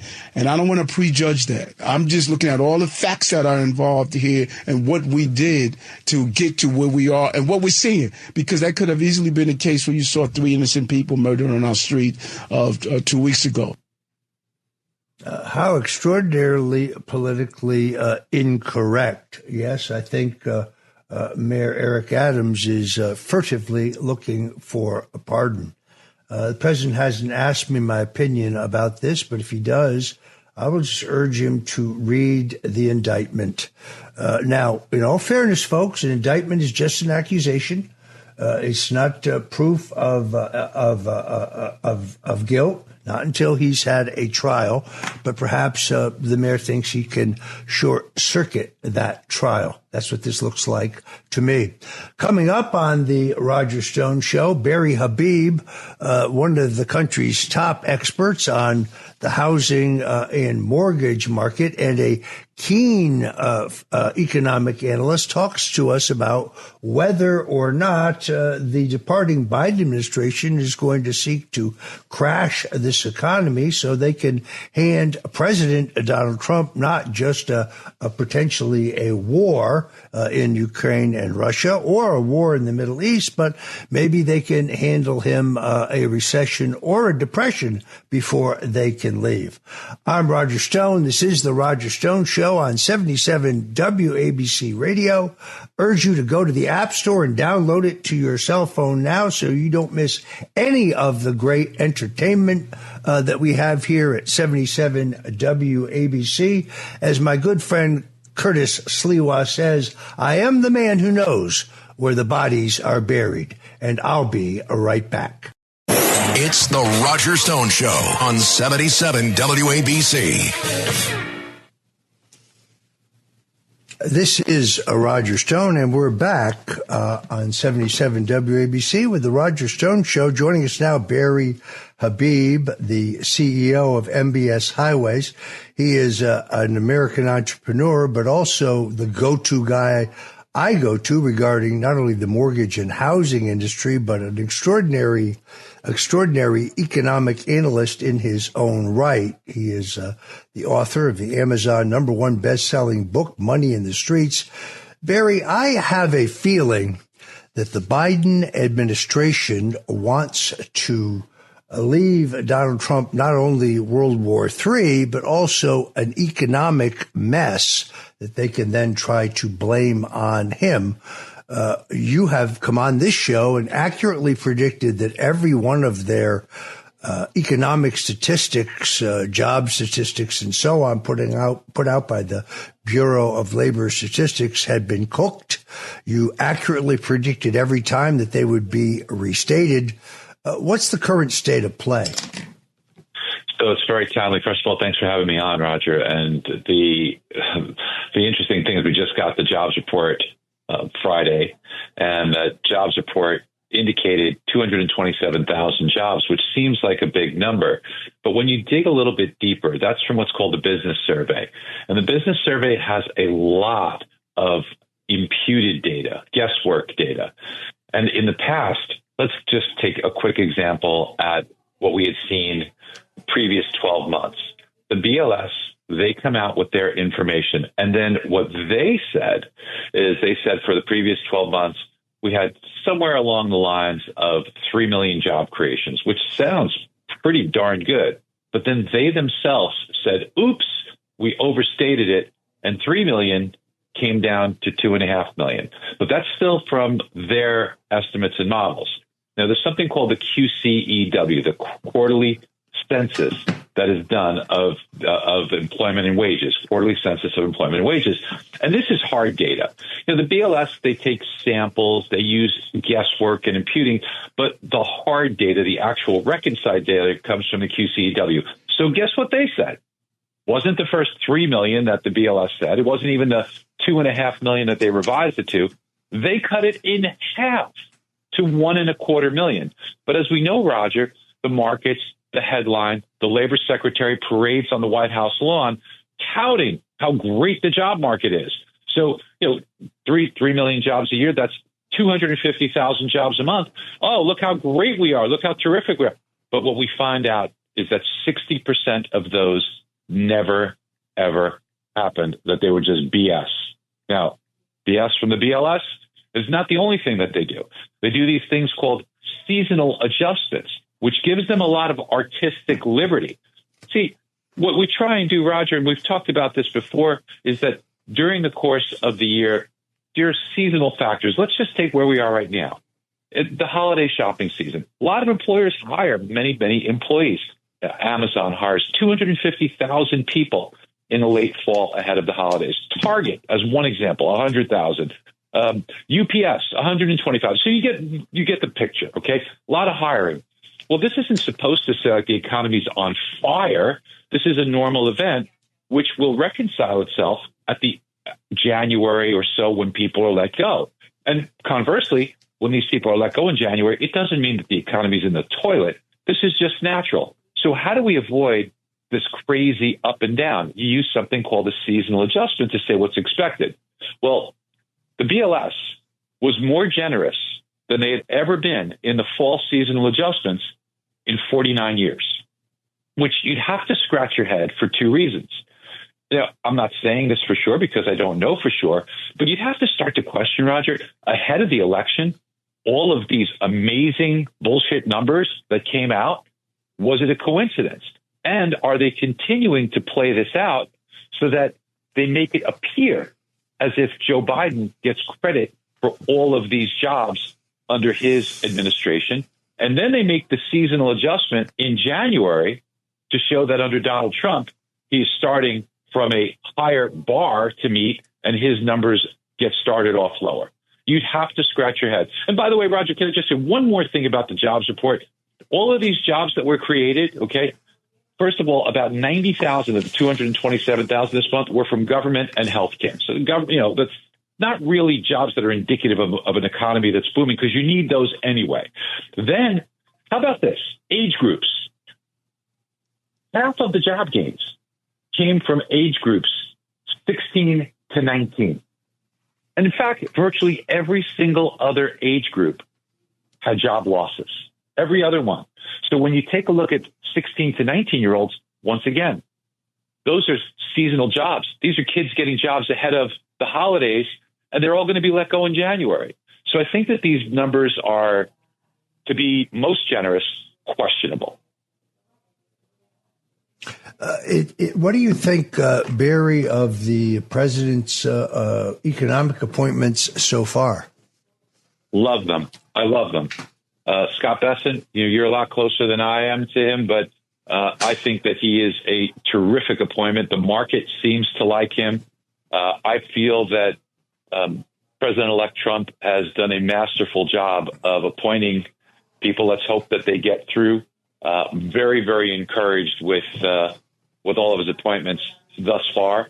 I believe that if successful, that they will definitely do things that are innovative, especially DOGE, which will be under the leadership of some brilliant minds and innovative minds that will be able to cut a lot of the waste. If we can accomplish that and we could lower the debt, these are things that we need because it has a cumulative effect. If you lower the debt, then we don't have to issue as much paper. We can lower interest rates. That benefits housing. Housing is 20% of our economy. You think about everything that happens when you sell a home, between the mortgage company, the real estate company, the title company, the movers, furniture, all of these things come into play. It is an enormous boost to economic growth. And one other thing, Roger, we talked about last time, there was a lot of discussion with regards to tariffs that Donald Trump has been talking about. And these idiots in the media that just play checkers instead of chess, right away, they try and say, oh, well, if you do that, it's going to be inflationary.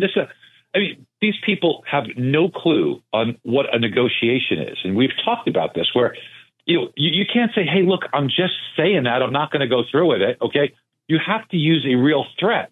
But what has happened, as you are well aware, you see Mexico, you see Canada coming to the table and saying, hey, we don't want you see all of this is a brilliant move by Donald Trump to say, hey, we can put this in unless you come to the table and do the things we need. So, I feel that he has done a masterful job. The guy hasn't even taken office and everything has started to fall into place. Do you think that the president is clearly, I think, signaled through his Truth Social and other social media postings that he is going to aggressively fight the BRICS movement to remove the U.S. dollar as the international standard? How do they go about that? I don't know how you go about that with 100% efficacy. I think there will be certainly a move to circumvent the dollar as the reserve currency, but it is in very good standing now. And at least on one half of the transactions, the dollar is still used as the currency. The main reason that they want to do this is because then you don't have to have oil denominated in dollars, which can cause a lot of volatility for other countries when the price of when the price of the currency versus the dollar changes, and it can cause them to have huge swings in the cost of energy, which can affect a lot of people. So I can understand why you'd want to circumvent the U.S. as the world's reserve currency. But throughout history, as you are the expert, the country with the world's strongest military is usually the country that has the world's reserve currency. And I believe that will continue with the U.S. as the world's reserve currency. What role do you think cryptocurrency, Bitcoin, plays here in America's financial future? I mean, you had an SEC chairman who was under Joe Biden, who was extremely hostile to cryptocurrency, largely, I think, because they couldn't control it. They saw it as uncontrollable. I think Donald Trump, in his SEC appointment, which was announced this morning, in the appointment of Scott Bessent, the Treasury Secretary, even his appearance at the Libertarian Party convention, he is both a believer and I think increasingly interested with the future of cryptocurrency. Your thoughts? Well, the threat of cryptocurrency is that it can potentially replace something like the Federal Reserve and the fiat currency that we have right now. That's the threat. That's the threat that the Biden administration and Gensler didn't like. They wanted to have a digital U.S. currency, which is just a digital version of what we have right now. But I believe that crypto, alongside of the U.S. currency, is clearly here to stay, and I think it should be something that is embraced as opposed to shunned. And I think in the long run, look, from an investment standpoint, it's certainly not from the faint of heart. Roger, we follow this very, very closely, and we had forecasted that it would hit 100,000, which it did. We think there's a little more room to go, but I think you start to get into nosebleed territory at about 120, 130. I think that there could be some interesting events that occur when people start to take profits. Let's remember how profitable people are. This was just at the beginning of this year at 40,000. So you start to get up to 120. Any kind of price deviation, people might start to take some profits. I think they wind up putting it in hard assets like real estate, but that would also typically coincide perhaps with the stock market turning a little bit lower at the same time as the risk assets become something that are less in favor, and things like bonds, real estate, that becomes more in favor. That could potentially happen the first half of this year in 2025. Folks, if you're just tuning in, we're talking to Barry Habib. He is the CEO of MBS Highway, a renowned American entrepreneur, and the man I think is the country's foremost expert on the mortgage and housing industries, but also a shrewd economic analyst in his own right. Also an interesting guy because he was the lead producer and managing partner for Rock of Ages, the 27th longest running show in Broadway history, has often joined us here on the Roger Stone Show, and whose economic predictions have been entirely correct. Barry, I think America is moving towards an unprecedented golden age of peace, prosperity, security, and justice. I think the president is going to make the first serious effort in decades to actually get spending under control, something Republicans always talk about but never actually do. I'm very excited, for example, about this commission that Elon Musk and Vivek Ramaswamy and former Congressman Ron Paul are serving on to begin to look at waste and abuse and cost cutting for government. Your thoughts about America's immediate economic future? Very optimistic. Things are starting to fall in place, and yes, you're right. Doge is, that is a huge step in the right direction. Nobody's ever done that before. Nobody's ever thought about cutting the waste. So this is brilliant by President-elect Trump. He's got the right people to look at it, as you just said. I am very optimistic about the future of this country. I think that we are seeing a move away from the ridiculous wokeness, the stupidity of this is a country of equal opportunity, not equal results. And that's where people go wrong. They want it to be equal results, and the DEI and all of those things, which have proven to be gigantic failures. And as you know, throughout history, name one socialist country that is a place that people are flocking to. Okay, it is the opposite. Anyone who's ever lived under a socialist regime knows how terrible it is. So our move finally away from socialism is an enormous step in the right direction. And Roger, I think this bodes well while there'll be ups and downs in our equity markets. I think it'll be great. I think for our economy, again, ups and downs, but I think the direction is positive. And something near and dear to me is the housing market, which I am very bullish on the housing market. As you know, we have been for a long time. In fact, Roger, you and I have spoken about some interesting things that perhaps the Trump administration could potentially do with regards to making inventory a little bit more available and helping out with affordability without losing any revenue to the country. All right, that's Barry Habib from the CEO of MBS Network joining us today on the Roger Stone Show. Thank you very much, Barry. Folks, coming up next, Jack Posobiec, the senior editor of Human Events, former naval intelligence officer, talking to us about the new attitude in Washington and the fight over President Donald Trump's cabinet nominees. So whatever you do, don't touch that dial. This is the Roger Stone Show on 77 WABC. A man who's gone through hell, but he's kept going, and he's smart and he's strong, and people love him. Not everybody, but people love him and respect him. Roger Stone. Now, here's Roger Stone. And we're back.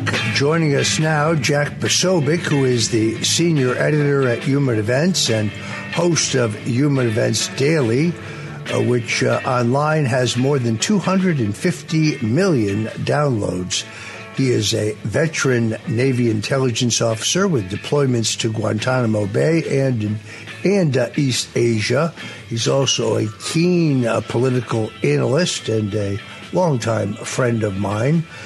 We had a great show last week, and we talked about the permanent D.C. swamps effort to derail, delay, and completely cancel the president's America First agenda if they can do so. Jack, welcome to the Roger Stone Show. So much for having me on, and it's been an incredible whirlwind of a week. It feels as though the energy of the election and the campaign have carried on all the way through, and in some ways it's even intensified as we're now in the midst of the transition. So let's start with the most controversial, seems to be the most controversial of the president's nominees. That is that of Pete Hegseth to be Secretary of Defense. Looks to me like he's getting the full Kavanaugh treatment. In other words, people now step forward and say things about him that don't even appear to be remotely true in an effort to smear him. I think that this is it's an act of desperation. I had a great conversation with General Michael Flynn the day before yesterday. His brother Charles Flynn has just retired, 4-star general, was the head of the Pacific Fleet under both Joe Biden and Barack Obama, and before that, Donald Trump. I think people understand the dire condition that our current military is in between mandatory vaccinations and their DEI policies. It's unclear that we could fight a 1-theater war, never mind a 2-theater war. And you see this phenomena in Washington of the self-fulfilling prophecy. In other words, neither Jack or I today, I think, have a hard U.S. Senate vote count, but all you need is one senator to say, there are many senators who've told me privately that, that they have reservations. You don't even know if that's true or not. Jack, what's your assessment? Well, Roger, what's interesting about the roller coaster of the Pete Hegseth nomination just this week is really multifaceted. On one hand, you have the situation where Pete Hegseth is someone who, I admit, certainly not an orthodox or conventional pick for Secretary of Defense, is in fact someone who's got a sterling resume and checks every single possible box you would want in a Secretary of Defense, including, by the way, someone who supports the president's agenda writ large. Then individually, you also have a situation where this opposition movement to him seems to be completely behind closed doors because, Roger, correct me if I'm wrong, but I haven't heard a single senator actually come out and say that they oppose Pete Hegseth. Instead, we get these anonymous source reports to the media about these phantom-like former employees or colleagues or Senate source with inside knowledge.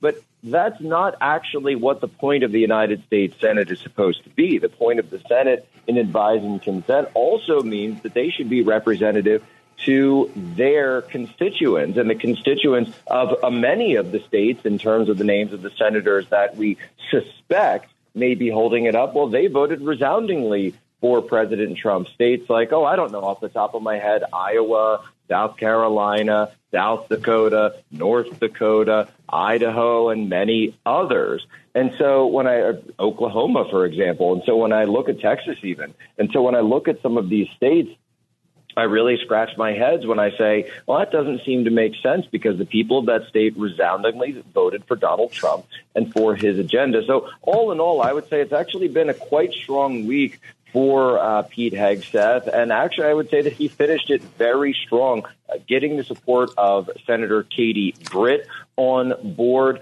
as well as having President Trump come out for him on Friday with a huge broadside to the United States Senate saying, and all of this anonymously sourced smear tactics, where he said, this is my pick and I'm seeing it through. It's interesting. There was someone on Twitter who I was trying to track this down. I'd love to take credit for it, but it wasn't me, that tweeted recently. It was so right. The left only has 3 plays: the Nixon, the Kavanaugh, and when those don't work, the JFK. And you watch how each of those are employed for the various candidates.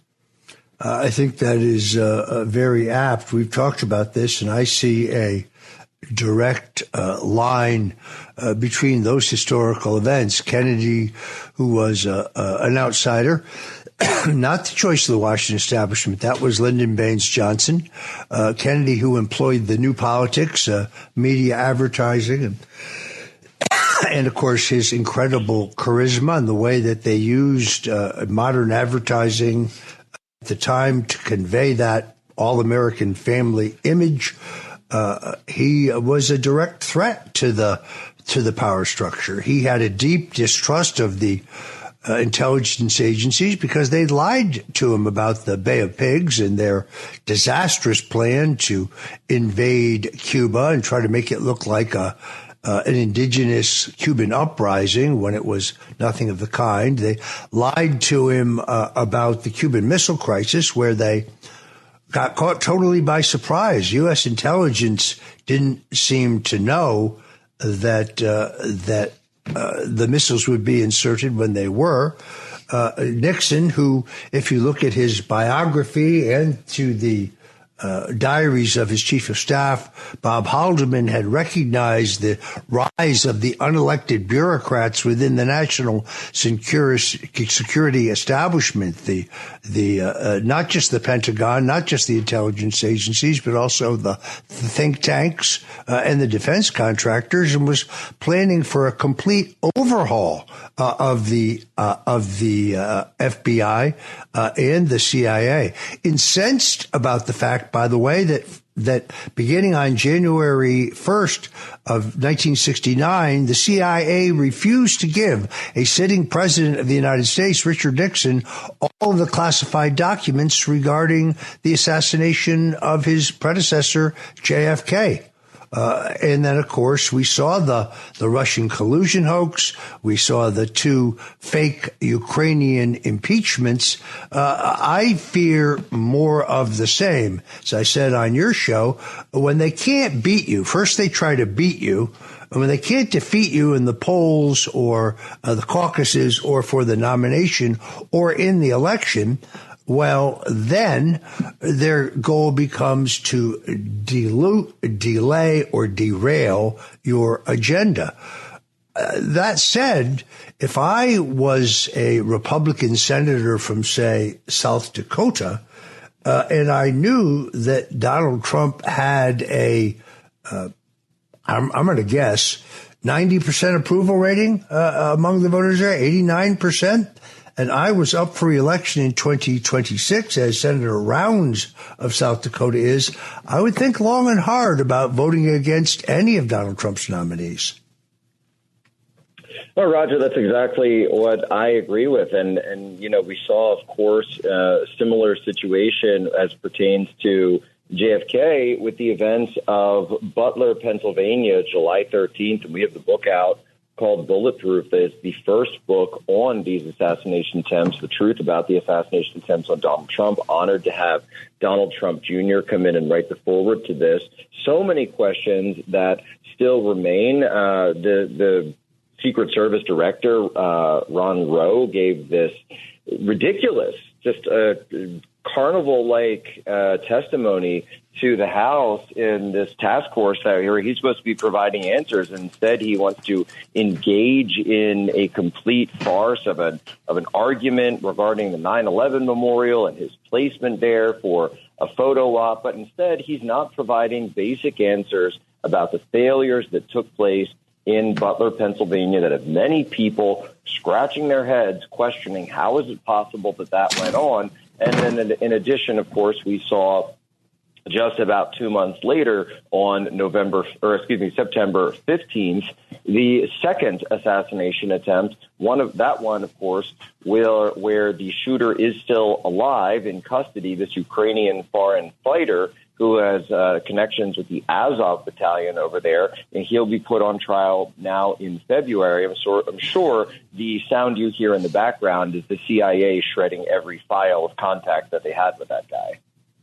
As I recall, they announced that his trial would be put off indefinitely, that there was so much evidence that we couldn't possibly deal with it, so therefore the American people will never know what really happened.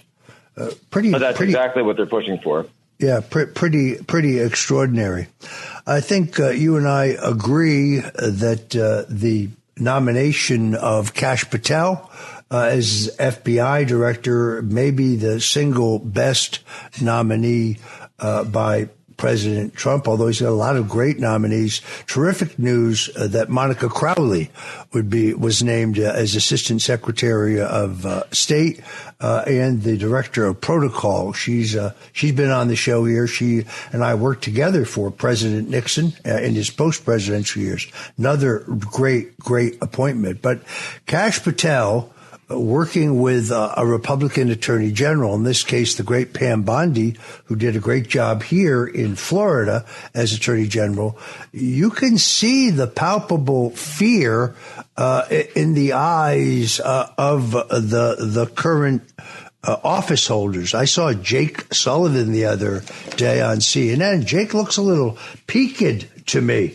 And I think I know why. We know from one of the Durham prosecutions that Jake Sullivan absolutely knew that Donald Trump did not have a computer terminal in Trump Tower that was connected to a Russia's Alpha Bank. This was a completely meritless claim that a lawyer named Sussman had pushed to the FBI on behalf of Hillary Clinton's campaign, really the kickoff of the Russiagate debacle.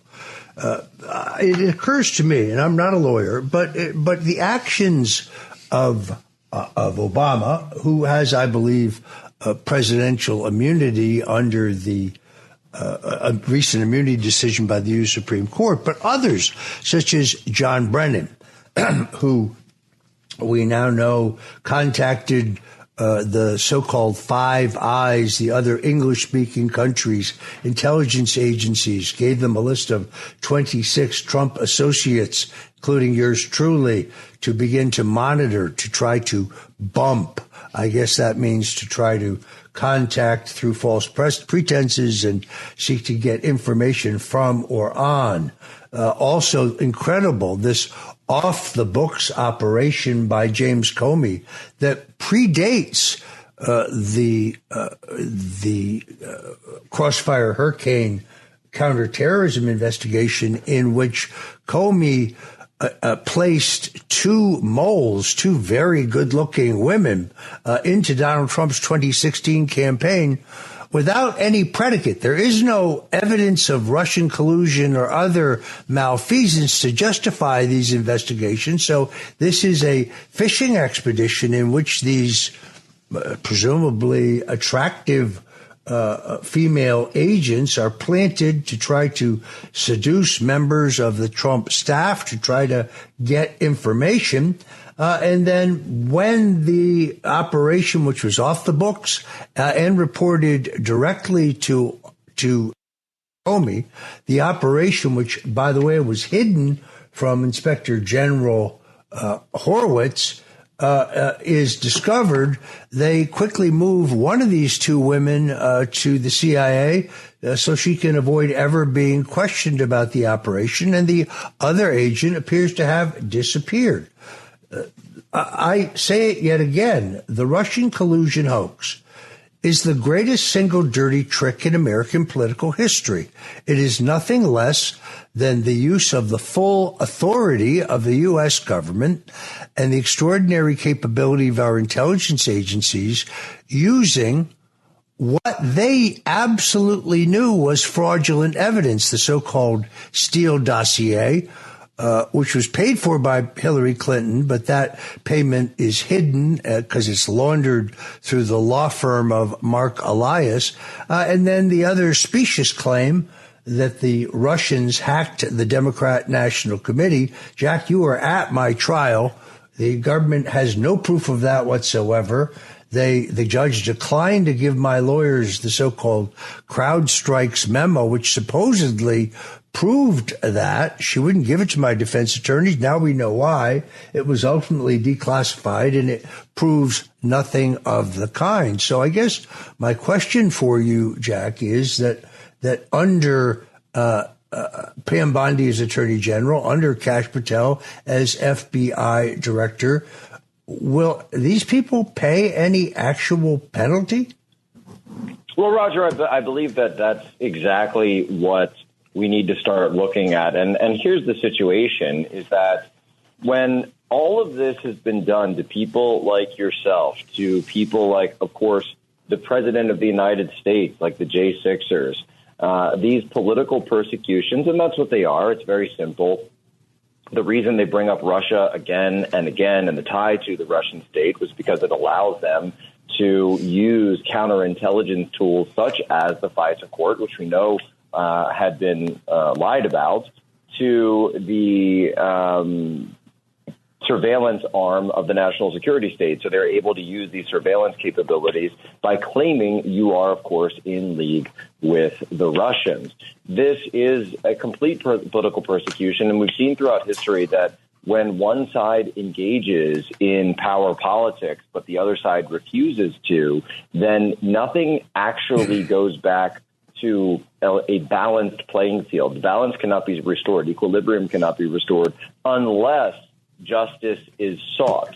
There can be no return to the status quo or return to the status quo pro ante, so prior to the war, without some balancing of the scales and without actual justice being done in the name of this wrongdoing. So I think that Pam Bondi and Kash Patel, who also, by the way, had a fantastic week in terms of getting endorsement of the National Police Association, getting a number of people saying they had very good meetings with him, Senator Markwayne Mullin and others coming out.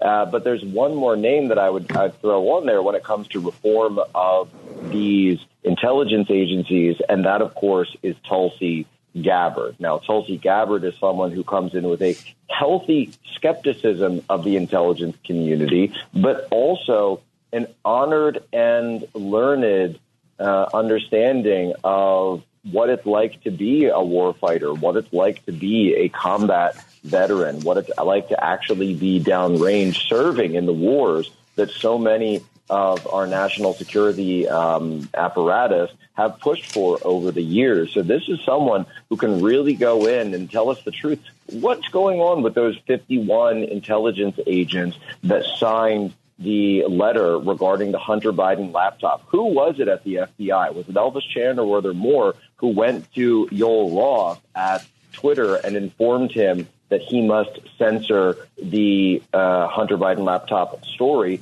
doing so at the behest of the FBI, which is, by the way, if you recall, when the RNC sued Twitter for an illegal in-kind contribution regarding censorship, Yoel Roth responded, well, it couldn't have been an illegal contribution because we did so at the behest of federal agencies, that being the FBI. So the question is, who was it at the FBI that said that? And so again and again, we have these investigations that need to be dug into regarding, and going to the CIA, you've got John Brennan and James Clapper at the prior DNI who were up to their ears in this Crossfire Hurricane investigation. Oh, I think Tulsi Gabbard is someone who is just indomitably qualified and someone who is absolutely the perfect fit for the job of the Director of National Intelligence in the Trump administration. Yeah, I could not agree with that more. She's also, as you know, a decorated combat veteran in both Iraq and Kuwait, currently a lieutenant colonel in the U.S. Army Reserve. It irks me that those who question her patriotism, question her loyalty to this country, they're people who never served in uniform and never defended the nation. When we return, more with Jack Posobiec, the senior editor at Human Events, right here on the Roger Stone Show. Whatever you do, folks, don't touch that dial. And if you're not in the greater New York, New Jersey, Connecticut area, you can always listen to us at WABCRadio.com, where we're now live streaming in 173 nations around the world, including across the entire United States. We'll be right back. It's the Roger Stone Show on 77 WABC. And we're back. Our guest, once again, is Jack Posobiec, senior editor at Human Events and the host of Human Events Daily. Jack, two questions. It's pretty obvious to me that Jake Sullivan and Antony Blinken, the two chief foreign policy officials in the Biden administration, are intent to drive the country into a world war before Donald Trump can get sworn in. We have already seen Blinken say that it is his intention, to use his words, to get every single dollar we can out the door to Ukraine. He said it, I didn't. And we have these reports that we have signaled the Ukrainians that they have our approval to use these U.S.-supplied NATO long-range missiles to hit targets deep within Russia. This seems to me like an open invitation for World War III. Jack, what say you? Well, Roger, it's actually very interesting because I was at the Russ Vote event a few nights ago here at Mar-a-Lago, and President Trump graced us and Russ and his Center for Renewing America with a quite extensive speech and a talk that he gave. And he actually spoke at length about Ukraine and the Ukrainian conflict. And one thing that he said to myself and many of the others who were there, so I'm not revealing anything that the president himself didn't say to us, but he talked about how he's been receiving reports now from the intelligence community regarding Ukraine and regarding the situation there. And the main thing that he said was that he has now seen the real numbers of the casualties that have come out, particularly on the Ukrainian side. And he had also pointed out that Russia is, of course, losing people as well. But he said that when the real numbers come out, they will be shocking and they are, in fact, much higher than what have been reported in public sources. And you could see very upset on his face. It was certainly a type of emotion that you're not used to seeing from Donald Trump. And you could tell that the weight of it really stuck with him. And this is just the person who he is. I mean, you can tell he's someone who really despises war, who despises not being able to solve things through diplomacy or economic transactions. He's a businessman. This isn't something that's ever been his lane of country. And so you could tell that when he talked about wanting to put an end to the war, he was very, very serious about this. Now, the great Tucker Carlson also, by the way, conducted that interview with Lavrov just a few days ago over there in Moscow, taking a huge risk to himself going and doing that. And it sounded like Russian Foreign Minister Lavrov was open to discussions with the incoming Trump administration. And so I certainly hope that the war hawks in the Republican Party are willing to follow the president's lead, follow the peace agenda, follow the agenda that was set out by the likes of Bobby Kennedy, Tulsi Gabbard, President Trump, Donald Trump Jr., J.D. Vance, and also David Sachs, who is now going to be joining the administration as well in a crypto AI role, who have all come out and said that this war has been an absolute calamity. It has the risk of devolving into a quagmire and ought to be solved as quickly as possible. So I just want to say thank you to the president for giving us that stark reminder of the real toll of what's going on there in Ukraine. And I remember visiting 2 years ago, right after the war started in May of 2022, and seeing some of the cities that were bombed and seeing some of the aftermath of the fighting, and just realizing that the people who live there, they just want it to stop and they just want it to be over. And so that's what President Trump has stood for. He has stood for peace in the face of the war party. All right, I'm afraid we have to leave it there. I want to thank my guest, Jack Posobiec, the senior editor at Human Events and also the host of Human Events Daily, which you can see on X. You can also see it on Rumble. Jack, thank you so much for joining us today with your expertise and your insights. Now, folks, don't go away, because coming right up is a good friend, a man with an incredible set of pipes himself, Joe Piscopo, who, let's face it, was funnier than Eddie Murphy any day of the week, and hosts the great show right here at 77 WABC with Sundays with Sinatra. Until next Sunday, God bless you and Godspeed.